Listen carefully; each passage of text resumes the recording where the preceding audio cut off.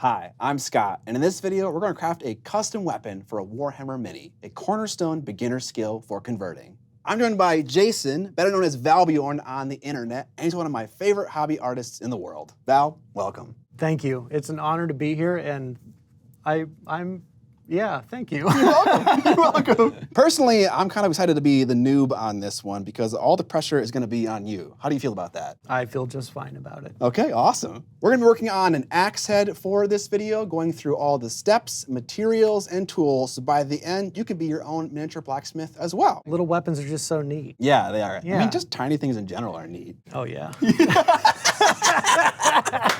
All right, get it together. Okay. Okay. Let's take a moment to get to know Valbjorn by checking out his awesome art.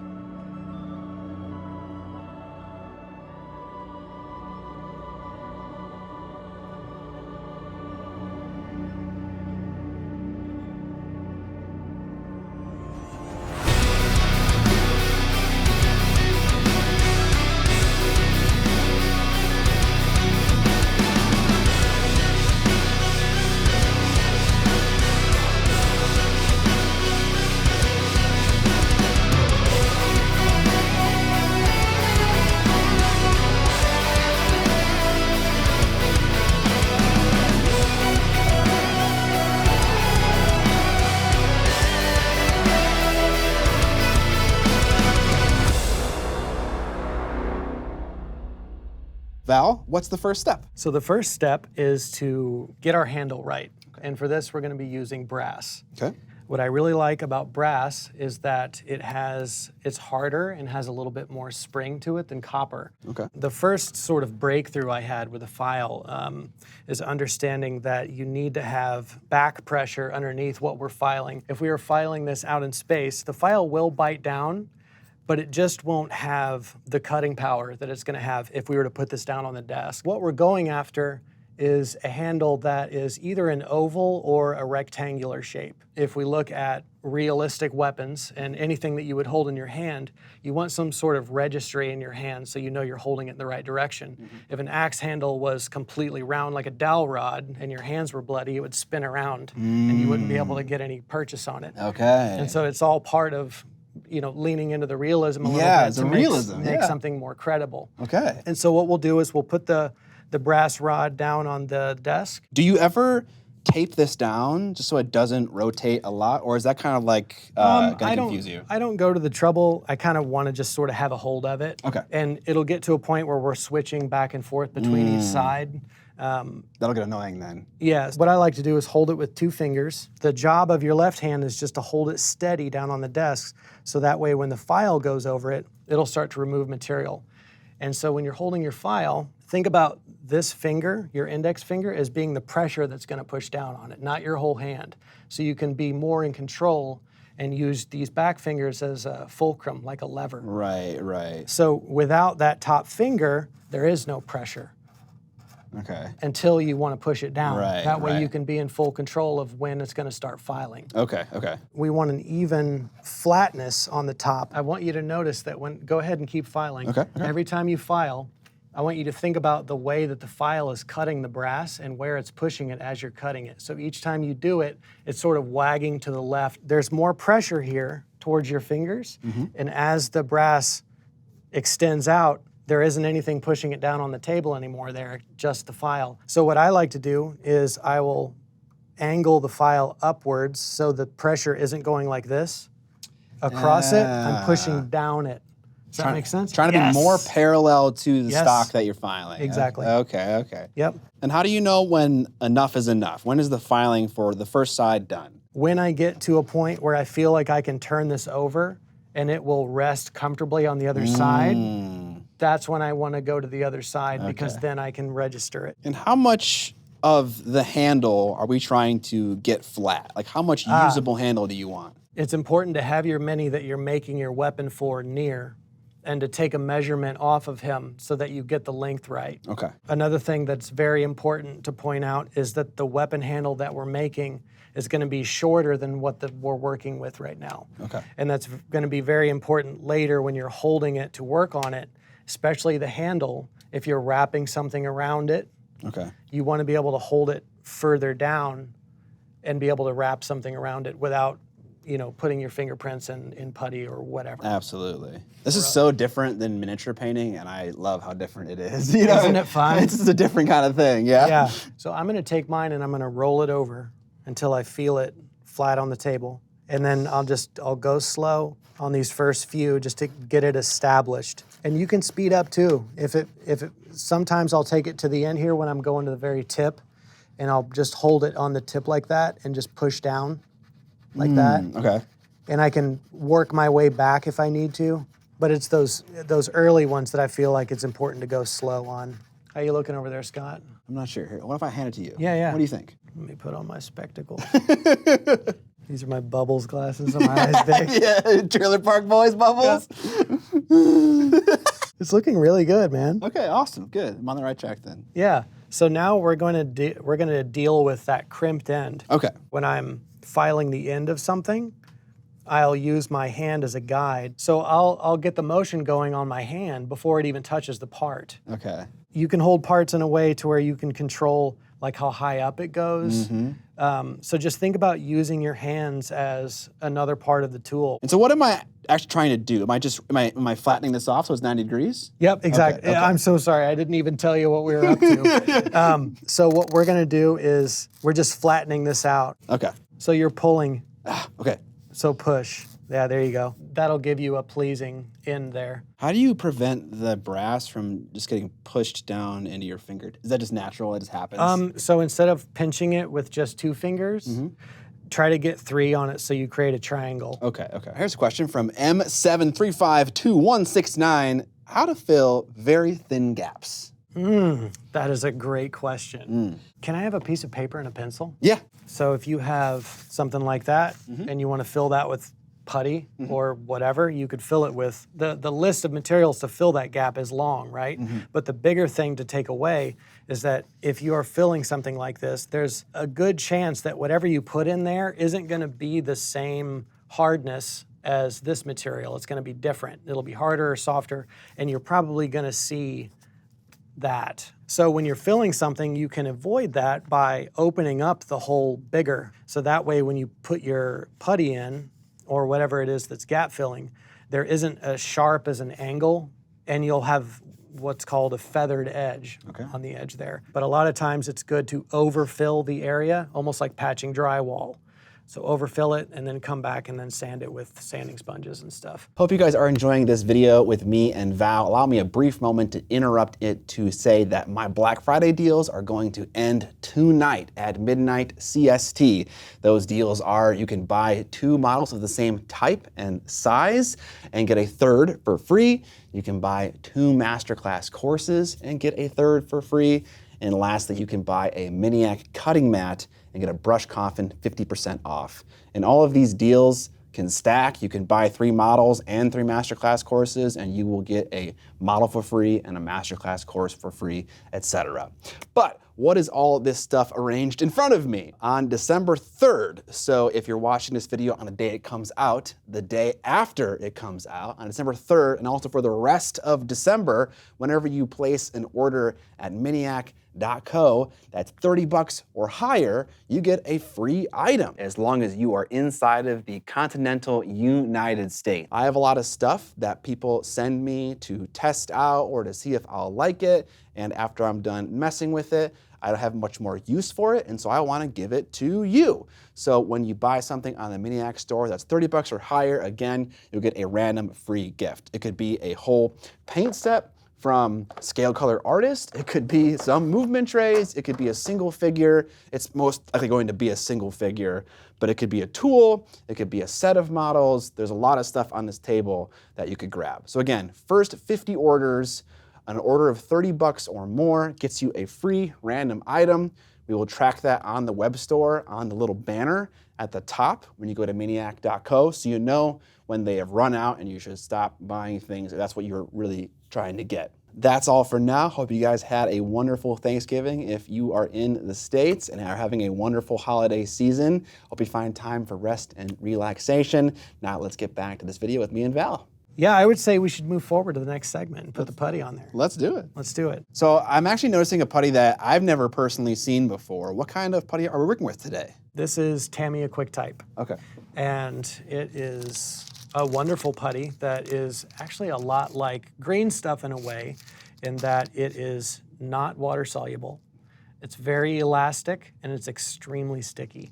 But what it does do that green stuff can't is that it cures hard enough to sand. And that is something that is really important for this particular type of process, where we're doing the final refinement of our blade in the cured state. Also, it's called QuickType because it cures faster. Green stuff has a workable window of around 2 to 3 hours, depending on the conditions. When you're typically working with green stuff, it just stays really soft for a long time and it stays really blobular. There's a lot of displacement with each mark. But what's nice about the QuickType is its working window is shorter, but you get to that magic sweet spot where it makes a different kind of mark than when it's really, really fresh. Epoxy putties, when you think about them, think about that curing spectrum.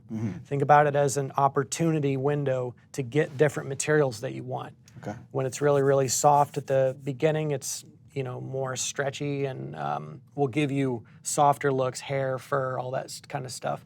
Eventually starts to turn more into leather, then more into rubber, and then eventually cures and becomes like stone or metal that you can come back in and work with it. So yeah, let's get to mixing. All and right. the thing with epoxy putty is you want to mix it 1-to-1 if you want the desired results. Okay. So if we didn't mix these two 1-to-1, we would not get a sandable mixture.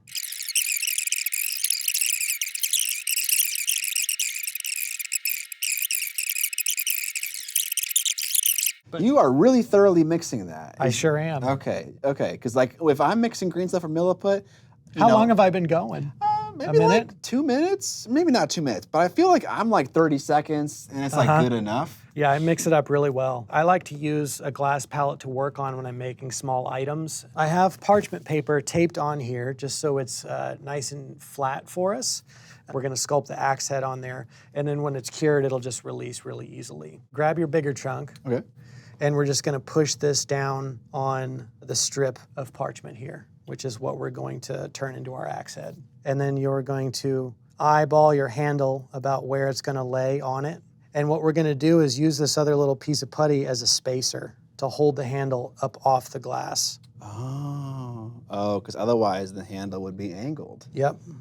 Okay. And we're gonna make the rectangle parts be facing up like you have it there. And see how there's that little space behind it? That's gonna sort of determine the thickness of the blade on one side. Does that make sense? Yeah, definitely. You can sort of close one eye and look down it and push with your fingers until you're happy with the distance that is. Now that we have that sandwiched in there, we're gonna do our best to avoid hitting the bottom of this and leave that handle where it's at. And now we're just gonna start messing with building out the primitive shape of an axe head with the dab of putty that we have. Okay. And for doing that, I'm gonna use my little spoon tool here. Before I put the metal tool into it, I'm gonna grab a little nose grease. I was gonna ask about if you use some kind of like lotion or something like that. No. But yeah, do forehead grease, little nose Anything, grease? just Yeah. a little bit. We're gonna end up removing a lot of this, but I'm gonna start near the handle and I'm just gonna start pushing down into it to remove a little square here, just to pull it out of here.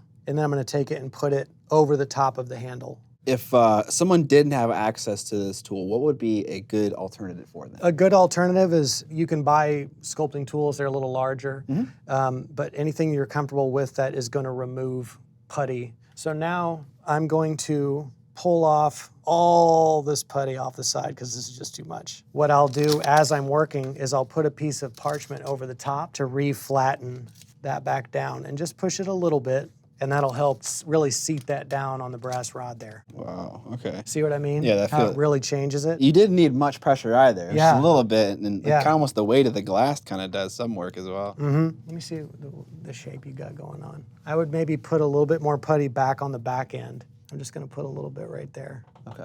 And it's at this stage where you can really be creative with what the shape you want. You can pre-plan this with finding references of axe shapes that you like. I kind of like this Viking style, or like a bearded axe where it kind of goes down in the front. What we're doing right now is just setting up the primitive shapes to then refine later. So I'm just gonna pull the top off here. But you introduce a little bit of a curve to it as well. Just a little bit, but you can also introduce that later whenever it's cured. And I'm also going to take my tool and just start to march some lines up here and get rid of this weight. A big part of why the bearded axe is the way it is because it's light, but it has a bigger cutting edge. And if it had all that steel in there, it would be really, really heavy to wield. Okay. So I'm noticing that the tip of my axe here is lifting up while I'm trying to remove this putty. Should I try to sandwich it again?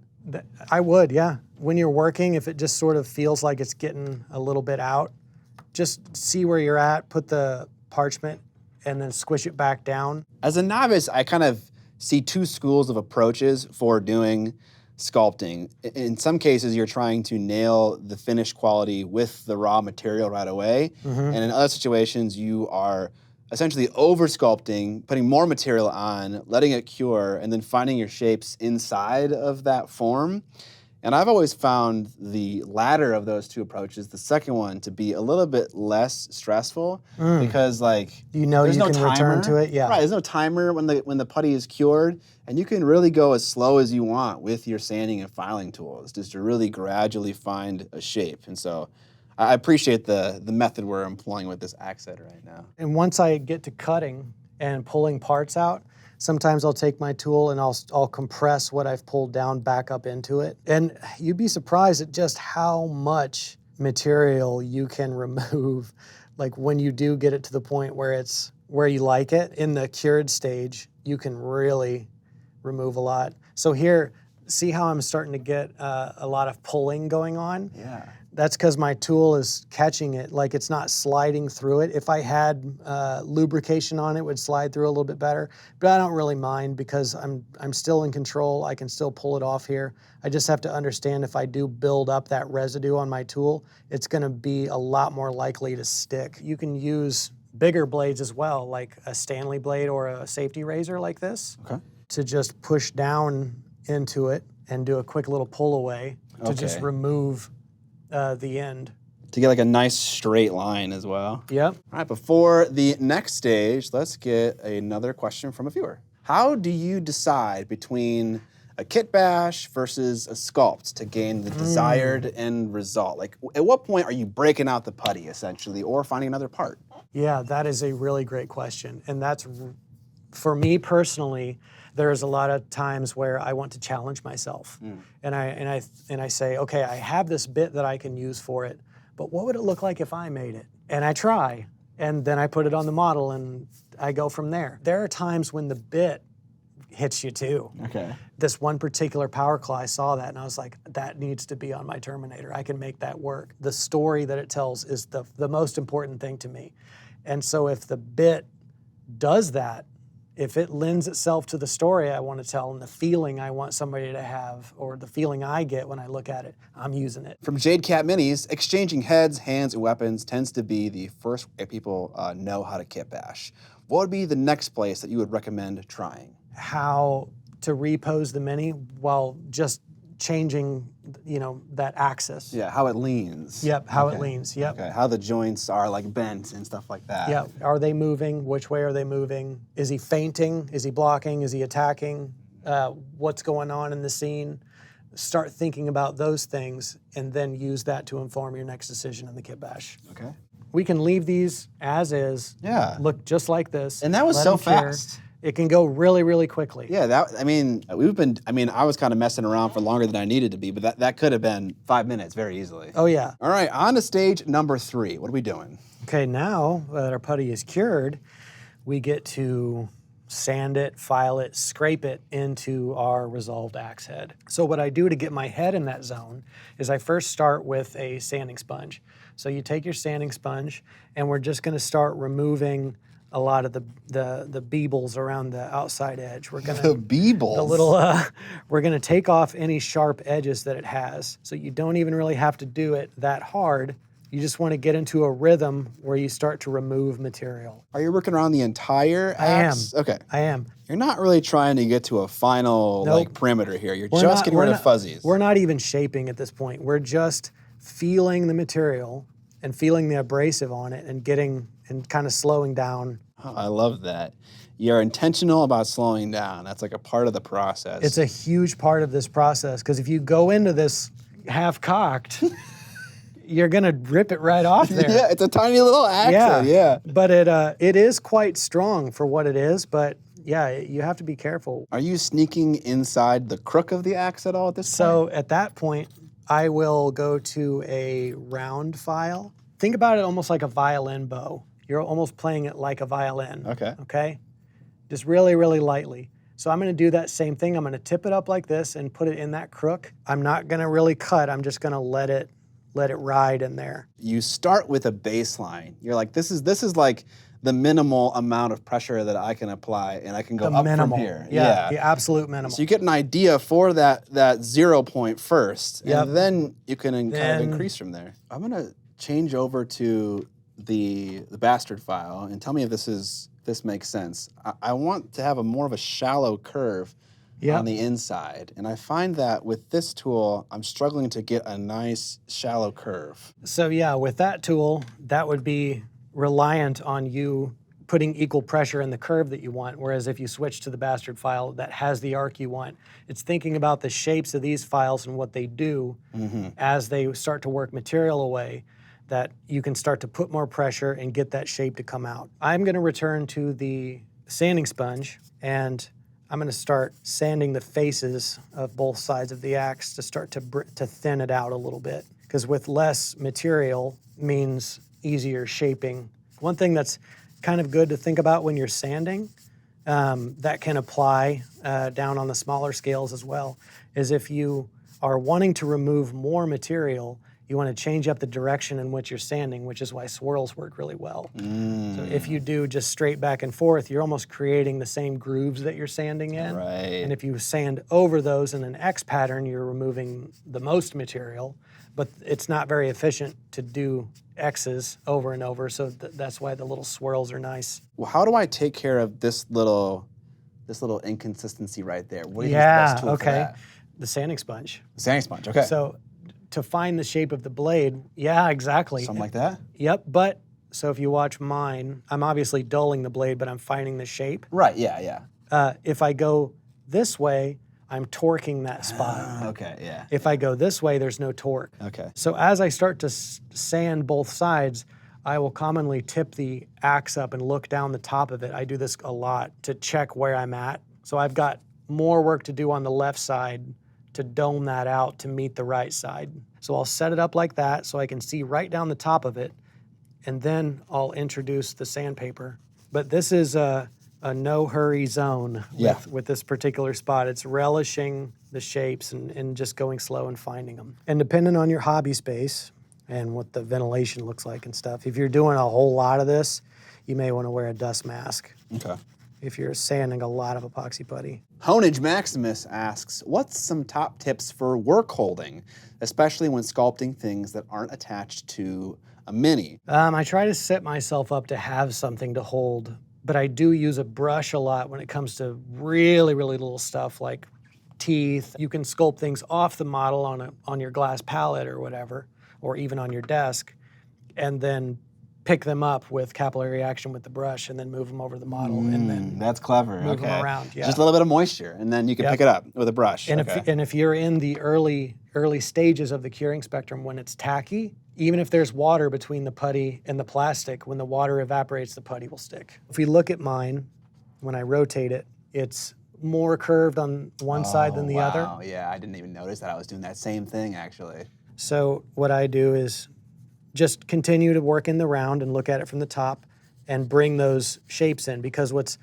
great about the axe shape is as we bring this in, the blade's just going to continue to get sharp. Yeah. This is a really fun part when you get into actually sharpening the blade to start to kind of meet in the middle. Yeah. Because it just feels, just sharpening the blade, it just feels so right. I think you were made for this. I just love it, man. A big part of this is being a little designer, right? Yeah. And looking at references is a huge thing. You get to choose how it ultimately looks. You can look at references and think, I want it to look even meaner, or maybe I don't want it to look mean. I want it to look like a little sissy axe. You do you, you know? You can have your sissy axes, that's fine. Yeah. When you think about the edge of an axe blade and how you would paint it, like if you were painting this for non-metallic metal or whatever, what if you wanted another line that went down the side here that you could then highlight, and that's where either a file or a blade can come in with just really light scraping. Get yourself set up to where you're just doing these little squeezing motions where I'm just pulling this down like this. Okay. And make whatever you're holding work for you for where it's gonna meet. And then if you keep that same angle and as you scrape that down, you're gonna then start to define that edge. You're so right, actually. And I'm so happy you said that, because oftentimes a lot of hand sculpted stuff can be very challenging to paint as a miniature painter. But when you do add in details like the bevel to an axe, that is something that really breaks up a surface and makes it a lot easier to paint. Yep, and these sanding sponges, we're working with really large ones to cover the big areas that we're working on, and there's nothing stopping you from taking a pair of scissors and cutting this down to a tiny little strip. I mean, now look at how much smaller that sanding surface is. So you can get in here now. You paint models at all, Val? Yeah, I paint models very slowly like I sculpt them.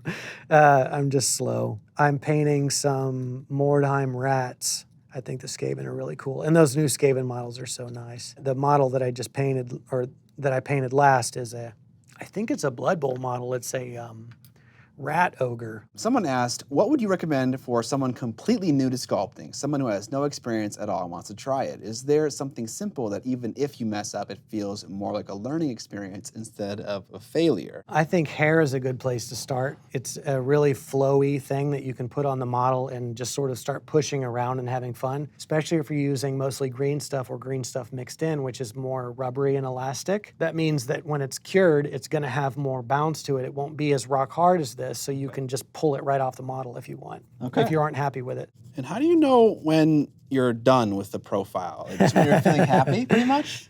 Yeah, when it feels right to you. Okay. What I'm discovering is that the more I push it, the more information I learn. The more I learn about, you know, what if I take away a little bit more of the curve? What if I bring this bottom tip in a little bit? Like, what happens when I do that?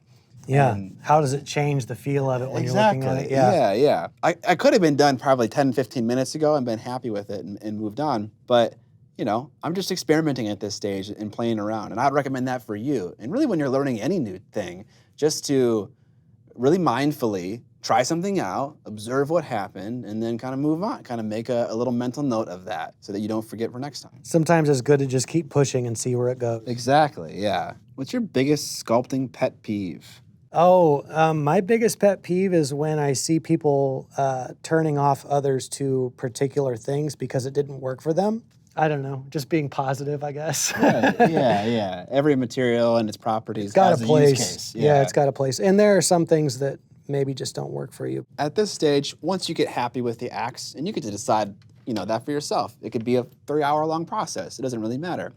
How would I go about attaching this to a model? What would be the next step? It's just about drilling a hole that is the same size as your brass rod. So it's just finding a hand that's appropriate that is maybe in a fist, or just take one that's already holding a weapon, cut off both sides, drill a hole through it, and then you can feed the axe through. I do recommend drilling a hole a little bit bigger than the axe handle to give you tolerance. That way you can move it around to change the feel of it or the direction, maybe match the composition of the model. And then you can come back in and fill it with putty around there to build that out. Val, thank you so much for showing me how to sculpt this axe head. If people want to find you on the internet, what's the best place to go to? I have a Patreon, patreon.com/Valbjorn, and I post my work on Instagram as well as Valbjorn. Okay, I'll have those both linked down in the description. And what kind of other things do you go over on your Patreon? I start at the beginning with the fundamentals of epoxy putty, where I talk about all of the different putties and how they work, how they mix together. And then I branch out from there to go over their strengths and to what you can use them for. And then I have different series of videos that are sort of build themed. So there's a Terminator build, a Wolfguard build, and within those are all of these different techniques of kit bashing and posing and doing armor and swords. And hair. I have categories for hair and beards, trinkets, accessories, all that kind of stuff. Very cool. Again, that's going to be linked down in the description below. Thank you so much for showing me how to make this axe head. I'm definitely going to apply it to my own hobby. If you guys like the channel, there are many ways to support Miniac in my miniature education down in the description below. Subscribe or die! But most importantly, don't forget to paint my minis! Oh man, did I say thank you? Probably like a million times. Okay, Yeah. okay. I don't want to have my mom watch it and be like, you didn't say thank you. This was a lot of fun.